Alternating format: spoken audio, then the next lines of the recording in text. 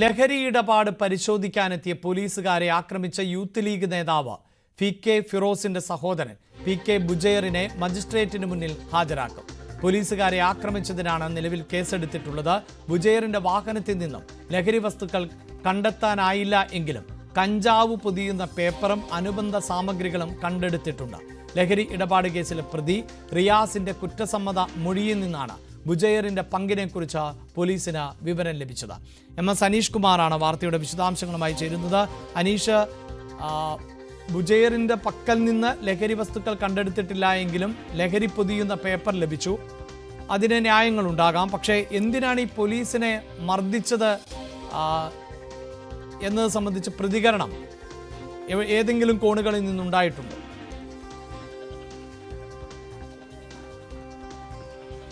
അഭിലാഷ്, അത്തരമൊരു പ്രതികരണം ഇതുവരെ വന്നിട്ടില്ല. ഇന്നലെ വൈകുന്നേരമാണ് കേസിനാസ്പദമായ സംഭവങ്ങളുടെ തുടക്കം. ഇന്നലെ രാവിലെ കുന്നമംഗലം സ്വദേശിയായ റിയാസ് എന്നയാളെ ലഹരി കേസുമായി ബന്ധപ്പെട്ട് പിടികൂടി. ഇയാളുടെ ഫോണിലേക്ക് ഈ ബുജൈറിൻ്റെ ഫോണിൽ നിന്നും വാട്സാപ്പ് സന്ദേശങ്ങൾ വന്നിരുന്നു. ഈ ലഹരി ആവശ്യപ്പെട്ട് അല്ലെങ്കിൽ ലഹരി ഇടപാടുകളുമായി ബന്ധപ്പെട്ട് മറ്റ് വിശദമായി ഫോൺ രേഖകൾ പരിശോധിച്ചപ്പോൾ ഇരുവരും തമ്മിൽ ഇത്തരം ഇടപാടുകൾ അല്ലെങ്കിൽ ഇത്തരം ഇടപാടുകളുമായി ബന്ധപ്പെട്ട മെസ്സേജുകൾ, ചാറ്റുകളൊക്കെ ഒരുപാടുണ്ട് എന്ന് കണ്ടെത്തുകയും ചെയ്തിരുന്നു. ചോദ്യം ചെയ്യലിൽ റിയാസ് ഈ ബുജൈറിന്റെ പേര് പറയുകയും ചെയ്തു. ഇരുവരുമായി ബന്ധപ്പെട്ട് ചില ഇടപാടുകൾ നടത്തുന്നുണ്ട് എന്ന് വ്യക്തമാക്കുകയും ചെയ്തു. ഇതിന്റെ അടിസ്ഥാനത്തിലാണ് കുന്നമംഗലം പോലീസ് ബുജൈറിന്റെ വാഹനം പരിശോധിക്കാനായി എത്തിയത്. വാഹനം പരിശോധിക്കാൻ എത്തിയപ്പോൾ തന്നെ പോലീസിന് നേരെ തട്ടിക്കയറുകയും ഒരു സിവിൽ പോലീസ് ഓഫീസറെ തള്ളി മാറ്റുകയും മർദ്ദിക്കുകയും ചെയ്യുന്ന ഒരു അവസ്ഥയിലേക്ക് കാര്യങ്ങൾ നീങ്ങി. ഉടൻ തന്നെ കൂടുതൽ പോലീസുകാർ എത്തി ബുജൈറിനെ അറസ്റ്റ് ചെയ്ത് കുന്നമംഗലം സ്റ്റേഷനിലേക്ക് കൊണ്ടുവരികയായിരുന്നു.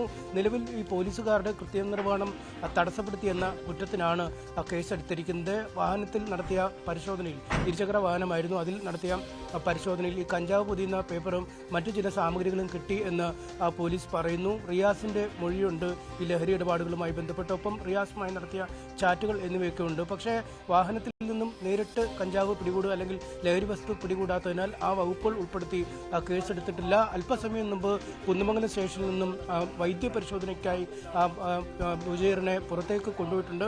വൈദ്യപരിശോധനയ്ക്ക് ശേഷം പിന്നീട് മജിസ്ട്രേറ്റിന് മുമ്പാകെ ഹാജരാക്കി അനുബന്ധ നടപടിക്രമങ്ങളിലേക്ക് നീങ്ങും. മൂത്രത്തിന്റെ സാമ്പിളുകളടക്കം ശേഖരിച്ച് ഈ മയക്കുമരുന്ന് ഉപയോഗം നടന്നിട്ടുണ്ടോ എന്ന് കണ്ടെത്താനുള്ള പരിശോധനകളിലേക്ക് നീങ്ങും എന്നാണ് പോലീസ് അറിയിച്ചിരിക്കുന്നത്. എന്തായാലും അതീവ ഗൗരവമുള്ള വകുപ്പുകൾ തന്നെയാണ്. കാരണം ഔദ്യോഗിക കൃത്യനിർവഹണത്തിൽ ഏർപ്പെട്ടിരിക്കുന്ന പോലീസുകാരെ എന്തിനു മർദ്ദിച്ചു എന്നതിന് കൃത്യമായ ഉത്തരം പറയേണ്ടി വരും. കാരണം പ്രകോപനപരമായ അല്ല, മറിച്ച് ഈ പ്രതി നൽകിയ വിവരങ്ങളനുസരിച്ചുള്ള കാര്യങ്ങൾ ആരായുകയും വാഹനത്തിൽ പരിശോധന നടത്തുകയും ചെയ്യണമെന്നാണ് പോലീസ് ആവശ്യപ്പെട്ടത്. അപ്പോഴേക്കും പ്രകോപിതനായി പോലീസുകാരെ മർദ്ദിക്കുന്ന ഒരു നിലപാടിലേക്ക് കാര്യങ്ങൾ എത്തുകയായിരുന്നു. എന്തായാലും ഇന്നലെ രാത്രി മുതൽ കുന്നമംഗലം പോലീസ് സ്റ്റേഷനിൽ സെല്ലിലായിരുന്നു ഉണ്ടായിരുന്നത്. പോലീസ് ഇന്നലെ തന്നെ അറസ്റ്റ് രേഖപ്പെടുത്തുകയും ചെയ്തിരുന്നു. അല്പസമയത്തിനകം കോടതിയിൽ ഹാജരാക്കും. അതിനായുള്ള വൈദ്യപരിശോധനകൾക്കായി കുന്നമംഗലം പോലീസ് സ്റ്റേഷനിൽ നിന്നും ഇപ്പോൾ ബുജൈറിനെ പുറത്തേക്ക് കൊണ്ടുപോയിരിക്കുകയാണ്. അഭിലാഷ്. യെസ്, ഇതിലിപ്പോൾ ഈ പ്രത്യേകിച്ച് ഒരു രാഷ്ട്രീയ നേതാവിന്റെ സഹോദരൻ കൂടിയായതുകൊണ്ട് തന്നെ ഏതെങ്കിലും കോണുകളിൽ നിന്ന് ഏതെങ്കിലും തരത്തിലുള്ള ഇടപെടലുകളോ മറ്റോ ഉണ്ടായതായി വിവരങ്ങളുണ്ടോ? അത്തരം വിമർശനങ്ങൾ സ്വാഭാവികമായും സോഷ്യൽ മീഡിയ ഹാൻഡിലുകളിലൊക്കെ ഇപ്പോൾ തന്നെ സജീവമാണ്.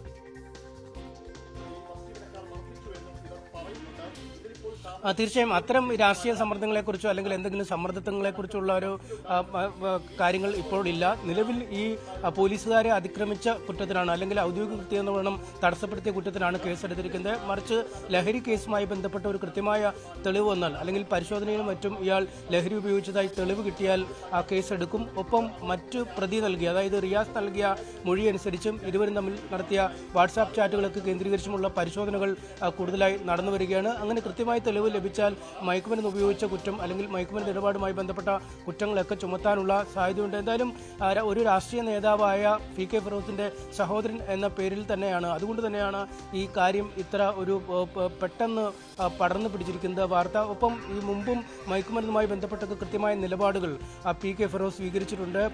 യൂത്ത് ലീഗ് തന്നെ ഇതുമായി ബന്ധപ്പെട്ട ക്യാമ്പയിനുകൾ നടത്തിയിട്ടുണ്ട്. അതുകൊണ്ട് ഈ പലപ്പോഴും ഈ മറുപക്ഷത്തേക്കുള്ള ആളുകൾ ഇത്തരം മയക്കുമരുന്ന് കേസുകളിൽ പെടുകയോ അല്ലെങ്കിൽ ജയിലിൽ കിടക്കുകയൊക്കെ ചെയ്യുമ്പോഴും ശക്തമായ ട്രോളുകൾ നടത്തുകയും സമൂഹ മാധ്യമ പോസ്റ്റുകളുമൊക്കെ ഈ പി കെ ഫിറോസ് ഇട്ടിട്ടുണ്ട്.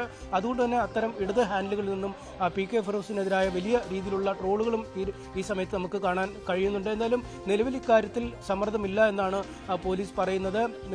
വാഹനത്തിൽ നിന്നും മയക്കുമരുന്ന് പിടികൂടാൻ കഴിയാത്തത് കൊണ്ടാണ്, അല്ലെങ്കിൽ നേരിട്ട് കണ്ടെടുക്കാൻ. തീർച്ചയായും അവിടെ അനീഷ് ഈ സൂചിപ്പിക്കുന്ന പോലെ ഈ നേരിട്ട് മയക്കുമരുന്നോ ലഹരി വസ്തുവോ കണ്ടെത്താൻ സാധിക്കുന്നില്ല എന്നതും പ്രധാനപ്പെട്ടതാണ്. നമ്മുടെ സംസ്ഥാനത്തെ ഒരു MLA-യുടെ മകൻ ഇത്തരത്തിലൊരു ലഹരി സംഘത്തിന്റെ ഭാഗമായി പിടിക്കപ്പെടുകയും പക്ഷേ ലഹരി ഉപയോഗിച്ചിരുന്നു എന്നതിന് കൃത്യമായി അത് പോലീസ് കണ്ടില്ലല്ലോ എന്ന മറുചോദ്യം ഉയരുകയും പിന്നീട് ആ പോലീസുകാരനടക്കം സ്ഥലമാറ്റം ഉണ്ടാവുകയും ഒക്കെ ചെയ്തത് വലിയ തോതിൽ ചർച്ച ചെയ്യപ്പെട്ട ഒന്നാണ്.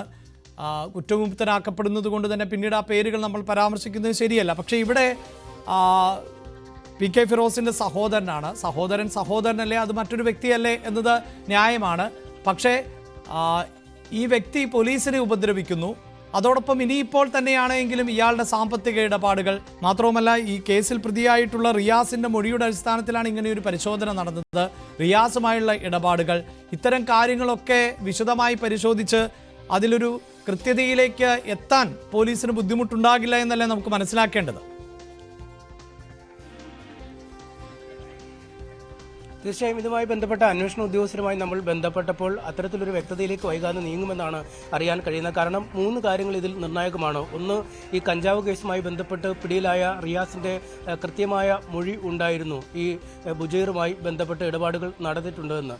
മറ്റൊന്ന്, ഈ പോലീസിന്റെ കസ്റ്റഡിയിൽ ഇരിക്കുമ്പോൾ തന്നെയാണ് റിയാസിന്റെ ഫോണിലേക്ക് ഈ ബുജൈറിന്റെ ഫോണിൽ നിന്നും വാട്സാപ്പ് സന്ദേശം വന്നതെന്നാണ് നമുക്ക് മനസ്സിലാക്കാൻ കഴിയുന്നത്. ഒപ്പം മറ്റു ചില സന്ദേശങ്ങളും ഇതുമായി ബന്ധപ്പെട്ട് ഈ മയക്കുമരുന്ന് ഇടപാടുകളുമായി ബന്ധപ്പെട്ട് തന്നെ നടന്നിട്ടുണ്ട്. അതുകൊണ്ട് റിയാസിന്റെ മൊഴിയൊന്ന്, മറ്റൊന്ന് ഇരുവരും തമ്മിലുള്ള സന്ദേശങ്ങൾ മൂന്നാമത്തെ തെളിവായി കണക്കാക്കാൻ കഴിയും. ഈ കഞ്ചാവ് പൊതിയുന്നതിനുള്ള പ്രത്യേക തരത്തിലുള്ള കടലാസുകൾ, മറ്റു ചില സംവിധാനങ്ങളൊക്കെ. പക്ഷേ അതിലൊക്കെ പിടിച്ചു നിൽക്കാൻ കഴിയും. കാരണം ഈ കടലാസ് അല്ലെങ്കിൽ ഇത്തരം ഫോയിൽ പേപ്പറുകൾ കഞ്ചാവിന് വേണ്ടി മാത്രം ഉപയോഗിക്കുന്നതായിരിക്കില്ല. അല്ലെങ്കിൽ സിഗരറ്റ് വാഹനത്തിനുള്ളിൽ ഉള്ളത്, സിഗരറ്റ് ഉപയോഗിക്കുന്നത് നിയമവിരുദ്ധമായ കാര്യമല്ല.